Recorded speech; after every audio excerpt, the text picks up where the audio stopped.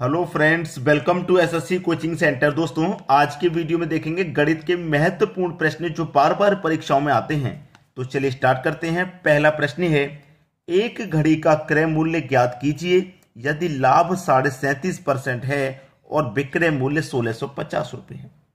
ठीक है, चलिए हमारे पास जो यहाँ पे लाभ का परसेंट दे रखा है ना, इसको हम सॉल्व कर लेते हैं। पहले हमें दे रखा है 37.1/2% का। ठीक है, 2 का गुना 37 में कर दूंगा, 74 हो जाएगा। 74 में 1 जोड़ूंगा 75, 75 के बटे में 2, 75 के बटे में 2, और परसेंट का मतलब भी बटे में 100 होता है, तो 100 से यहां गुना हो जाएगा 2 में। ऊपर 75, 100 का गुना 2 में हो गया, तो ये हो गया भाई 200।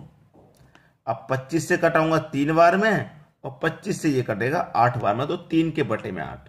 आपको अच्छे से पता है कि नीचे वाली वैल्यू क्या होती है, कॉस्ट प्राइस यानी कि सीपी, और नीचे में ऊपर वाली संख्या को जोड़ देंगे। नीचे में ऊपर वाली संख्या को जोड़ देंगे क्योंकि हमें यहाँ पे लाभ हो रहा है, मतलब 8 रुपए की चीज पर 3 रुपए का लाभ।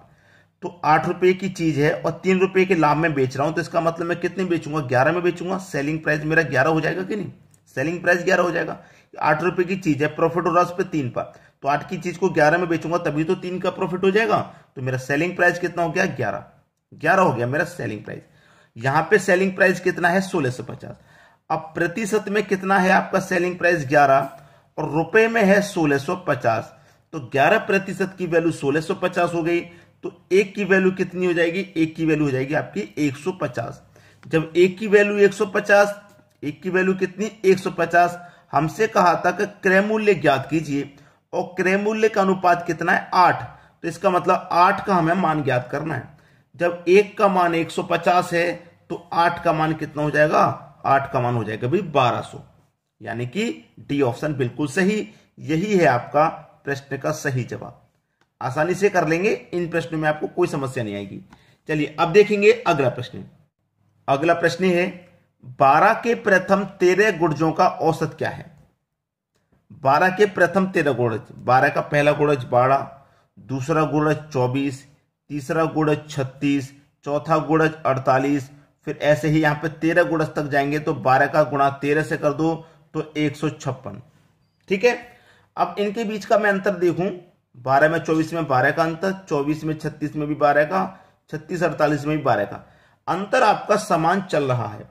जब अंतर समान चले तो आपके लिए एक ट्रिक है कि first plus last divide by 2 औसत निकल के आ जाएगा। तो फर्स्ट है आपका 12, ठीक है, प्लस लास्ट है आपका 156 डिवाइडेड बाई 2। अब 12 में जोड़ दो 156, तो ये हो जाएगा 168, और डिवाइड बाई कर दो 2, तो 2 अट्ठे 16, 2 चौके 8, 84 बार में ये कट गया। बस आपका आंसर आ गया। क्लियर सभी को, 84, बी ऑप्शन बिल्कुल सही हो गया। अब देखेंगे हम अगला प्रश्न। अगला प्रश्न है, सबसे बड़ी संख्या ज्ञात कीजिए। 2 की पावर 250, 3 की पावर 150, 5 की पावर 100 और 4 की पावर 200 में सबसे बड़ी संख्या ज्ञात करनी है। याद रहे कि आपके पास ये जो पावर है ना, इन सबको यहां लिख लेंगे नीचे, यानी कि पहली पावर 250, 150, 100 और 200, इनका आपको क्या करना है, HCF निकालना है। HCF, और HCF कितना होगा, HCF की परिभाषा नोट कर लेना, 1 सेकंड में बता रहा हूं। वह बड़ी से बड़ी संख्या जो दी गई संख्याओं को काट दे, वही HCF है। बड़ी से बड़ी संख्या जो इन सभी को काट दे। बड़ी से बड़ी संख्या कौन सी होगी, कैसे पता करते हैं, जैसे कि इनमें देखो, पहले सबसे छोटी कौन है, 100, 100 का आधा कर दो डायरेक्ट, 50 हो गया। अगर 50 से बड़ी मैं कोई संख्या लेता हूं तो वो 100 को नहीं काट सकता, इसलिए बड़ी से बड़ी संख्या हमारी 50 है, जो 100 को भी काटेगी, 200 को भी काटेगी, 150 को भी और 250 को भी। तो सबसे बड़ी संख्या हमारी 50 है, जो सभी को काट रही है। ठीक है, 50। प्रश्न खत्म। अब कितना, ये मेरा 2 है, 50 से कटा दूंगा 250 को, 5 बार में जाएगा ना, पावर 5 रख दो, 3। 50 से कटा दो 150 को, 3 बार में जाएगा, पावर 3 रख दो। 50 से ये 2 बार में जाएगा तो पावर 2। 50 से ये 4 बार में जाएगा, पावर 4। 2 की पावर 5 का मान होता है 32, 3 की पावर 3 का मान होता है 27, 5 की पावर 2 का मान 25, और 4 की पावर 4 का मान होता है 256। सबसे बड़ी संख्या कौन है? सबसे बड़ा 256 है सबसे बड़ा, यही आपकी बड़ी संख्या हो जाएगी, यानी कि 4 की पावर 200। 4 की पावर 200 सबसे बड़ी संख्या, डी ऑप्शन बिल्कुल सही जवाब हो गया। क्लियर सभी को? चलिए अब देखेंगे अगला प्रश्न। अगला प्रश्न है, एक दुकानदार 9 वस्तु बेचकर एक वस्तु के विक्रय मूल्य के बराबर लाभ अर्जित करता है, उसका लाभ प्रतिशत क्या है? क्या निकालना है भाई? लाभ प्रतिशत। ठीक है, लाभ प्रतिशत। अब यहां पे करेंगे क्या, जो भी लाभ है लिख लिया, x मान लिया। ठीक है, टोटल वस्तु y है, उसमें से क्या कर देंगे, माइनस कर देंगे लाभ को और गुना कर देंगे 100। लाभ निकालना है तो यहां माइनस कर देंगे और हानि निकालेंगे तो यहां प्लस, बस इतना फर्क है। चलिए, एक वस्तु के विक्रय मूल्य के बराबर लाभ हो रहा है तो हमारा क्या हो जाएगा, यहां पे 1। टोटल वस्तु हमारे पास 9 है, लाभ x है माना है, इसको माइनस कर देंगे, यानी कि 1 को माइनस कर देंगे और गुने 100। ठीक है, ऊपर 1, 9 में से जाएगा 1 तो कितना हो जाएगा 8 और गुने 100। कटा लो भैया, प्रश्न खत्म। 8 से कटा दो 100 को, 8 कम 8, 2 बचेगा 20, 8 दूने का 16, 4 बचेगा, जाएगा नहीं, दशमलव लग जाएगा 40, 8 पंजे 40, यानी कि 12.5% का हो गया। 12.5% का वो लाभ अर्जित करता है, 12.5% है डी ऑप्शन में, ये आपका सही जवाब। अब देखेंगे अगला प्रश्न। अगला प्रश्न है, यदि a minus B, a minus 16 का whole square plus b plus 6 का होल स्क्वायर प्लस 6 माइनस 2 का होल स्क्वायर बराबर 0 है, ये पूरी वैल्यू 0 के बराबर दे रखी है, तो 0 के बराबर मानना है भाई। समझ लेना मेरी बात को, इसकी क्या वैल्यू, इसकी क्या वैल्यू, इसकी क्या वैल्यू, कुछ वैल्यू रही, कोई वैल्यू नहीं रही, क्योंकि ये पूरा 0 के बराबर रख दिया। अब ये पूरा 0 के बराबर कैसे होगा, जब आप ये वाला टर्म भी 0 के बराबर रखें, इस टर्म को भी 0 के बराबर रखें, इस टर्म को भी 0 के बराबर रखें, ये तीनों टर्म आप 0 के बराबर रखेंगे तभी तो 0 के बराबर होगा पूरा। चलिए, सबसे पहले वाला टर्म 0 के बराबर रख देते हैं, a माइनस 16 को बराबर रख देते हैं 0 के। ठीक है, तो a ये माइनस का 16 बराबर के इधर आके प्लस का 16 हो जाएगा। बात क्लियर? चलिए, अब ये दूसरा टर्म है, इसको भी 0 के बराबर रखेंगे, b प्लस 6 को 0 के बराबर रख देना है, तो b ये प्लस का 6 बराबर के इधर आके माइनस का 6 हो जाएगा, बराबर के इधर आके माइनस का 6। ठीक है, अब तीसरा टर्म ले लो, 6 माइनस 2 को भी क्या करेंगे 0 के बराबर रख देंगे। ठीक है, 6, अब माइनस का 2 बराबर के इधर आके हो जाएगा प्लस का 2। ये तीनों टर्म मैंने 0 के बराबर रख के सॉल्व कर लिया। अब पूछ रहा है हमसे कि a प्लस बी बट्टा सी बराबर क्या, a प्लस बी बट्टा सी बराबर क्या। a का मान कितना है भाई, 16 है तो मैं 16 लिख लूंगा।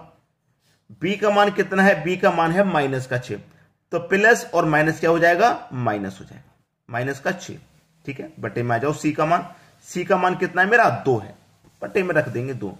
16 में से घटा दूंगा 6, आ जाएगा 10, डिवाइड में है 2, 2 से कटा देंगे बचेगा 5, आंसर आ गया 5। बताइए मुश्किल था क्या? कहीं देखने में तो प्रश्न बड़ा मुश्किल लग रहा था, कहीं मुश्किल है? कोई मुश्किल नहीं है। ठीक है, अब अगला प्रश्न देखेंगे।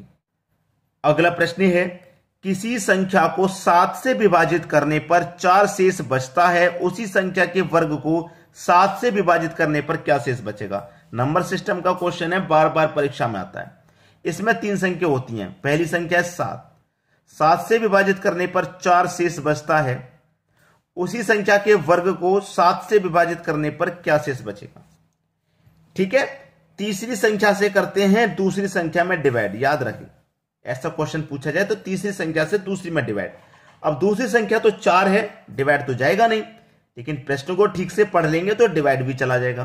प्रश्न ठीक से इसलिए क्योंकि 7 से विभाजित करने पर 4 शेष बचता है, उसी संख्या के वर्ग को 7 से विभाजित करना है, वर्ग को करना है, तो वर्ग कर लो ना, 4 का वर्ग कर लो, तो 4 का वर्ग आप कर लेंगे, कितना हो जाएगा भैया 16। अब 16 में तो डिवाइड हो जाएगा ना 7 से, वर्ग को डिवाइड करने के लिए बोला है, तो 7 दूने का 14, 16 में से 14 तक कट गया तो कितना बचेगा, 2 ही तो शेष बचेगा, 2 शेष बचेगा। यही आपका आंसर हुआ, पहला ऑप्शन बिल्कुल सही। अब देखेंगे अगला प्रश्न। अगला प्रश्न है, ए बी और सी निश्चित कार्य को 4 दिनों में कर सकते हैं। ए प्लस बी प्लस सी एक निश्चित कार्य को 4 दिनों में कर सकते हैं। ए अकेले इसे 12 दिनों में कर सकता है। जो ए है वो अकेले 12 दिन में कर सकता है, ठीक है। बी अकेले इसे 10 दिन में कर सकता है। जो बी है वो अकेले इसको 10 दिन में कर सकता है। सी अकेले कितने दिनों में काम पूरा कर सकता है, सी का पूछा है। पहले तो काम पता कर लीजिए कितना है, तो तीनों का आप एलसीएम ले लेंगे तो आपको काम मालूम हो जाएगा। 4, 12, 10 का एलसीएम आ जाएगा 60। 4 से कटाओ 60 को 15 बार में जाएगा, 12 से कटाओ 60 को 5 बार में जाएगा, और 10 से कटा दो तो 6 बार में जाएगा। अब बी एक दिन में 6 काम कर रहा है, तभी तो 10 दिन में 60 काम कर लेगा। टोटल वर्क है 60। बी आपका काम को 10 दिन में कर रहा है, तो एक दिन में 6 करेगा, तभी तो 10 दिन में करेगा 60। ए आपका एक दिन में 5 कर रहा है, तो 12 दिन में पूरा 60 कर देगा। ये ए का एक दिन का काम है 5, ये बी का एक दिन का काम है 6, और ये तीनों का एक दिन का काम है 15। अब ए का काम कितना है 5, तो ए कितना काम करता है भैया 5, बी कितना करता है 6 करता है। अब देखिएगा ए का 5 है, बी का 6, और ए बी सी तीनों मिला के 15 है, तो तीनों का मिला के 15 है। ए का 5 बी का 6 दोनों को मिला के 11 हो गया, तो 15 में भी कितना बचा 4 बचा ना, तो सी का काम 4 होगा। सी का काम अकेले का एक दिन का 4 होगा, तो 4 और 6 10 और 5 15 तीनों का मिला के तभी तो 15 होगा। ए का मालूम है 5 है, बी का भी पता चल गया 6 है, तो सी का कितना है 4। अब सी का ही आपसे पूछ रहा है कि सी अकेले कितने दिनों में करेगा। टोटल काम 60 है, सी आपका एक दिन में 4 कर रहा है, तो 60 को कितने में करेगा भाई, 60 को कर लेगा 15 दिन में। कितना कर लेगा 15 दिन में कर लेगा सी अकेला इस काम को 15 दिन, यानी बी ऑप्शन बिल्कुल सही जवाब। अब देखेंगे अगला प्रश्न। अगला प्रश्न है 20 लोग एक दूसरे से हाथ मिलाते हैं, कुल कितनी बार हाथ मिलेंगे।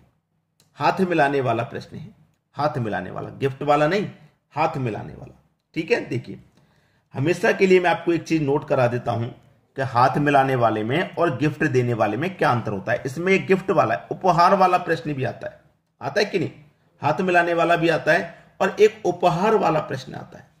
देखिए नोट कर लेना, एक ये व्यक्ति है और एक ये व्यक्ति है। अब ये दोनों व्यक्ति हाथ मिलाएंगे, तो हाथ कितनी बार मिला, एक बार। ये एक व्यक्ति, ये एक व्यक्ति। अब गिफ्ट वाले में ये इस व्यक्ति को गिफ्ट देगा, ये इस व्यक्ति को गिफ्ट देगा। कितने गिफ्ट हो गए, 2। व्यक्ति भी 2, भाई गिफ्ट वाले में भी व्यक्ति 2, हाथ मिलाने वाले में व्यक्ति 2, लेकिन एक बार हाथ मिला और गिफ्ट हो गए 2, तो गिफ्ट वाले का हाथ मिलाने वाला हमेशा आधा होता है, आंसर हमेशा आधा आएगा, ठीक है। लिख लो भैया n into n minus 1 divide by 2, आधा कर देंगे, ठीक है, आधा कर देंगे। तो n की वैल्यू आपके पास कितनी है 20, n की वैल्यू 20 है, 20 ले लो। 20 की n की वैल्यू 20 है, 20 में से घटा देंगे 1, तो कितना हो जाएगा 19 हो जाएगा। 19 ले लो और डिवाइड में कितना है 2, 2 से गया 10 बार में, 10 का गुना कर दो 19 से, यानी कि आंसर आ गया 190, ठीक है। पहला ऑप्शन बिल्कुल सही। अगर यही प्रश्न उपहार वाला होता तो फॉर्मूला रहता है n इंटू n माइनस 1, बस इतना रहता, 2 से डिवाइड नहीं करते। 2 से डिवाइड क्यों करते हैं, क्योंकि हाथ मिलाने वाला आधा होता है गिफ्ट वाले का, यहां पे 2 से डिवाइड नहीं करना। ये पूरा पूरा उपहार वाला निकल के आएगा, कितने उपहार दिए, कितनी गिफ्ट बांटे, पूरा निकल के आएगा। अगर 2 से डिवाइड कर देंगे तो आधा हो जाएगा, ठीक है। ये रहता है आपका हाथ मिलाने के लिए, ये रहता है उपहार के लिए।